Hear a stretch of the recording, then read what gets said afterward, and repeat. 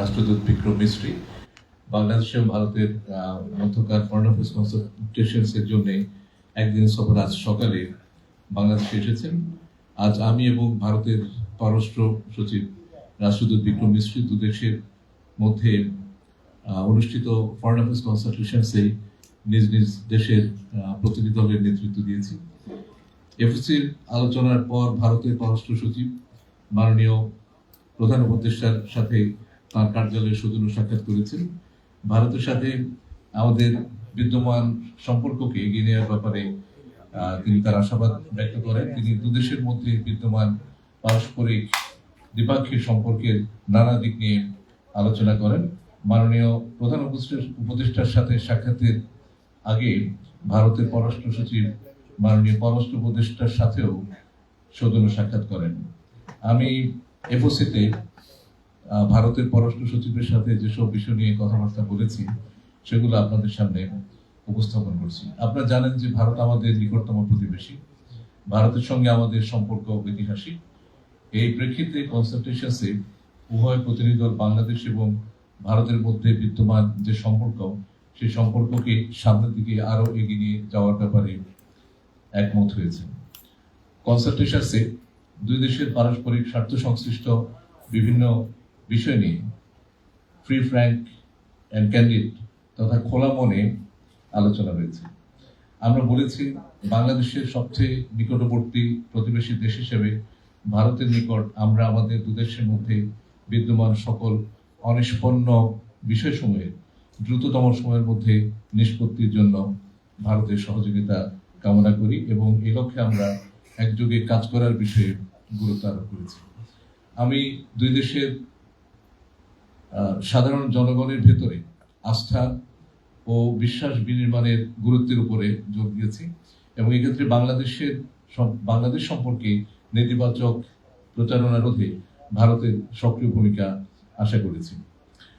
বাংলাদেশের July August বিপ্লব এবং বিপ্লব পরবর্তী সংখ্যালঘুদের প্রতি কথিত বৈরী আচরণ নিয়ে ভারতীয় গণমাধ্যমে অপপ্রচার, মিথ্যা তথ্য এবং বিভ্রান্তিকর বয়ান রয়েছে। সে বিষয়ে আমরা ভারত সরকারের প্রতি দৃষ্টি আকর্ষণ করে এ বিষয়ে যথাযথ পদক্ষেপের অনুরোধ জানিয়েছি। সেই সাথে আমরা জোর দিয়ে বলেছি যে বাংলাদেশে বসবাসরত সব ধর্ম নির্বিশেষে স্বাধীনভাবে সব মানুষ ধর্মচর্চা করে আসছে এবং এ বিষয়ে কোনো ধরনের বিভ্রান্তি এবং অপপ্রচারের সুযোগ নেই।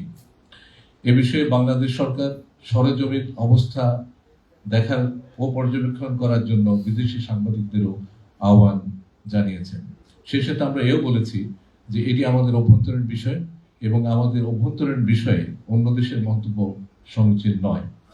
আমি ভারতের পররাষ্ট্র সচিবকেও স্মরণ করিয়ে দিয়েছি যে বাংলাদেশ অন্য দেশের অভ্যন্তরীণ বিষয়ে মন্তব্য করা থেকে বিরত থাকে এবং অন্যান্য দেশেরও একই ধরনের শ্রদ্ধাবোধ আমাদের প্রতি দেখানো উচিত।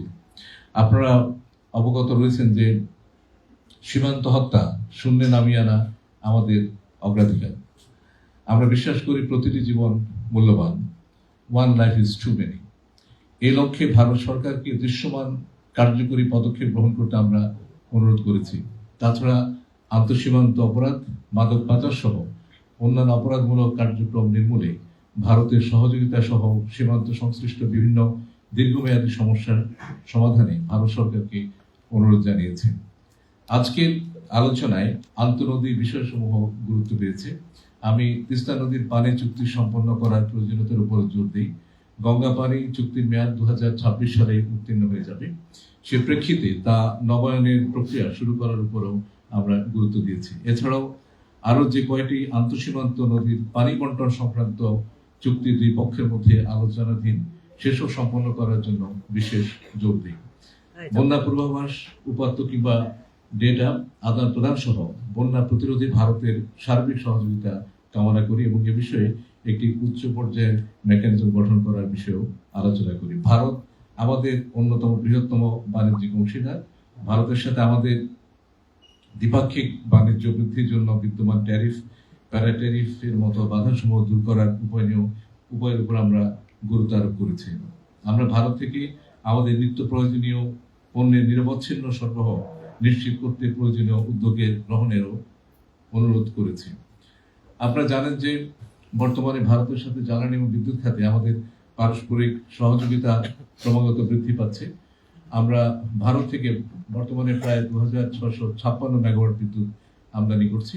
বর্তমান ভূরাজনৈতিক প্রেক্ষাপটে এই সহযোগিতা বৃদ্ধি পেতে পারে। ভারতের মধ্য দিয়ে নেপাল ও ভুটান থেকে জলবিদ্যুৎ আনার বিষয়েও ভারতের সহযোগিতার প্রয়োজন। এই অঞ্চলের শান্তি ও স্থিতিশীলতা রক্ষায় এবং রোহিঙ্গা সংকটের স্থায়ী সমাধানে বাংলাদেশে অবস্থানরত 1.2 মিলিয়ন রোহিঙ্গা প্রত্যাবাসনের ক্ষেত্রে ভারতের সহযোগিতার জন্য আহ্বান জানিয়েছি।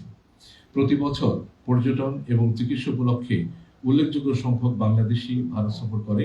তাদের ভিসা প্রাপ্তি সহজীকরণ সহ অন্যান্য কনসুলার ইস্যু সহজীকরণের জন্য আমরা অনুরোধ জানিয়েছি। যে সকল বাংলাদেশি নাগরিক ভারতের আদালতে দেয়া সাজা বাংলাদেশে অথবা ভারতে ভোগ করছে, তাদের সাজা মওকুফের বিষয়ে ভারতের যথাযথ বিবেচনার জন্য অনুরোধ জানানো হয়েছে। এছাড়া ভারতে আটক বাংলাদেশের জেলেদের মুক্তির বিষয়ে আলোচনা হয়েছে। আজকের আলোচনায় ভারতের পররাষ্ট্র সচিব বাংলাদেশের অন্তর্বর্তীকালীন সরকারের সাথে একযোগে কাজ করার বিষয়ে ভারত সরকারের দৃঢ় প্রত্যয় ব্যক্ত করেন। আপনারা জানেন, ফরেন অ্যাফেয়ার্স কনসালটেশনস একটি ধারাবাহিক প্রক্রিয়া। আমরা 2023 সালের নভেম্বর মাসে এফওসির সর্বশেষ বৈঠক নয়াদিল্লিতে করেছিলাম। এই প্রেক্ষিতে উভয় দেশের মধ্যকার দ্বিপাক্ষিক, আঞ্চলিক এবং বৈশ্বিক পর্যায়ে আমাদের চলমান সহযোগিতামূলক কার্যক্রমের বিষয়ে আজকের এফওসিতে করা সার্বিক আলোচনা বা পর্যালোচনা পরবর্তীতে এই বিষয়গুলোকে এগিয়ে নিতে বা আমাদের প্রাধিকারমূলক যে সমস্ত ইস্যুগুলো আছে সেগুলো যদি পারস্পরিক সদিচ্ছা থাকে এবং ঐক্যমত থাকে, তাহলে তার মাধ্যমে সমাধান হবে বলে আমরা মনে করছি। দিল্লিতে সুবিধাজনক সময়ে পরবর্তী ফরেন অ্যাফেয়ার্স কনসালটেশনসে অংশগ্রহণের জন্য ভারতের পররাষ্ট্র সচিব আমাকে আমন্ত্রণ জানিয়েছেন। আপনাদের সবাইকে ধন্যবাদ। আপনাদের যদি কোনো প্রশ্ন থাকে সে প্রশ্ন করেন এবং নাম বলবেন, এবং হ্যাঁ, নাম বলবেন। আগে আমি রুলস অফ ইউটা বলে দিই। একজন করে প্রশ্ন করবেন, নাম বলবেন, কোথাকার এবং কোন পত্রিকায় কাজ করেন কিংবা কোন টেলিভিশন চ্যানেলে, এবং আমি 3টা প্রশ্ন নিব, তারপর আমি উত্তর দিব। আর কিছু বলেন।